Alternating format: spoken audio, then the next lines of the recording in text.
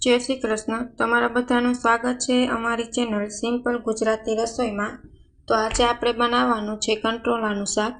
फक्त 15 मिनिट में ज बनीने तैयार थई जाय छे कंट्रोलानुं शाक अने जराय कड़वुं पण नहीं लागे तेवुं सरस टेस्टी अने हेल्धी कंट्रोलानुं शाक बनीने तैयार थाय छे।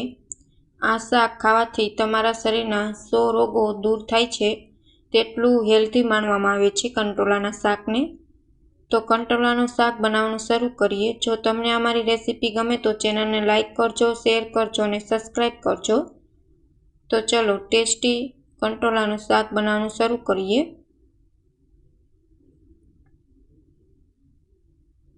तो कंट्रोलानुं शाक बनाववा माटे सौथी पहेला अहीं मैं कंट्रोला छे ते लई लीधा छे।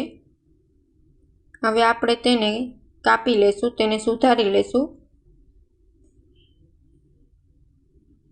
तो अहीं मैं एक प्लेट में कंट्रोला छे ते सुधारीने तैयार करी लीधा छे। आवी रीतना लांबी लांबी चीरू करी लीधी छे। जो तमारे उपरनी छाल उखेड़ी लेवानी छे अने जो अंदरना बीज सेज पाकी गेला होय तो काढी नाखवाना, नहीतर तमारे एमनेम चीरू छे ते करी नाखवानी छे कंट्रोलानी। हवे आ शाक आपणे कुकरमां ज बनाववानुं छे। कुकरमां झड़पथी बनी जाय छे। अहीं मैं 4 मोटी चमची जेटलुं तेल लई लीधुं छे। हवे आपणे तेमां लसण एड करी देशुं। कंट्रोलाना शाकमां तमारे मरी मसाला छे ते सेज चड़ियाता नाखवाना जेथी कंट्रोलानुं शाक छे ते सरस टेस्टी बनीने थाय। तो अहीं मैं 1 चमची जीरुं एड करी दीधुं छे, अर्धी चमची हींग, अर्धी चमची जेटली हळदर, 2 मोटी चमची जेटलुं धाणा जीरुं पाउडर अने 1 चमची जेटलो गरम मसालो एड करी दीधो छे। बधा ज मसाला सारी रीतना पाकी जाय त्यार पछी आपणे तेमां कंट्रोला छे ते एड करी देशुं।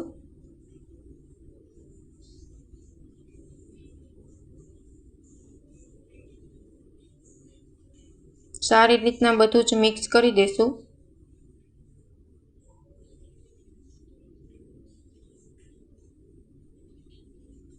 हवे स्वाद प्रमाणे मीठुं एड करी देशुं। सेज मीठुं छे ते चड़ियातुं एड करवानुं जेथी कंट्रोलानुं शाक छे ते सरस टेस्टी बने अने तमने कड़वुं लागे छे ते कड़वुं पण नहीं लागे।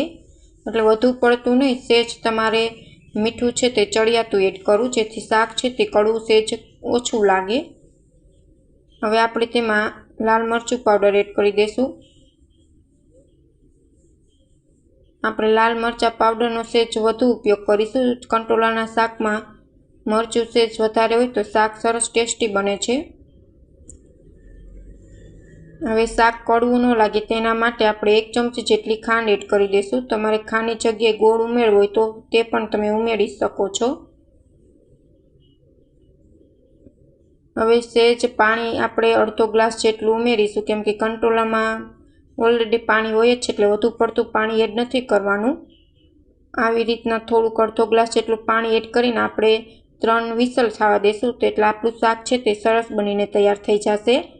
તમે લોયામાં કે બનાવો છો તપેલીમાં તેમાં તમારે ચડતા વાર લાગે છે અને કુકરમાં ઝડપથી બનીને તૈયાર થઈ જાય છે। તો 3 વિસલ થઈ ગઈ છે। હવે આપણે ચેક કરી લઈશું। તો તમે જોઈ શકો છો કે એટલું સરસ આપણું શાક છે તે કંટોલાનું બનીને તૈયાર થઈ ગયું છે। હવે શાક કડવું ન લાગે તેના માટે આપણે ઉપરથી લીંબુનો રસ એડ કરવાનો છે। શાક બની જાય ત્યાર પછી તમે લીંબુનો રસ એડ કરશો તો તમારું શાક સરસ ટેસ્ટી બનશે અને કડવું પણ નહીં લાગે। આ એક સિક્રેટ ટીપ છે, જરૂર અપનાવજો।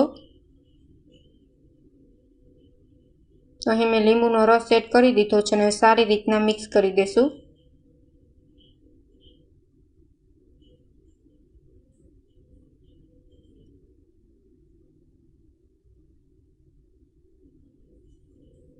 તો કંટોલાનું શાક છે તે બનીને તૈયાર છે। હવે આપણે એક બાઉલમાં સર્વ કરી લેશું અને ઉપરથી આપણે ધાણા ભાજી એડ કરી દઈશું।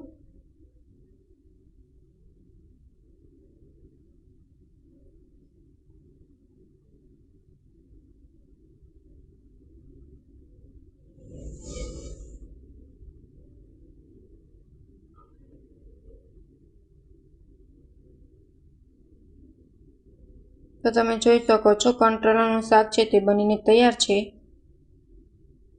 Thank you for my watching video.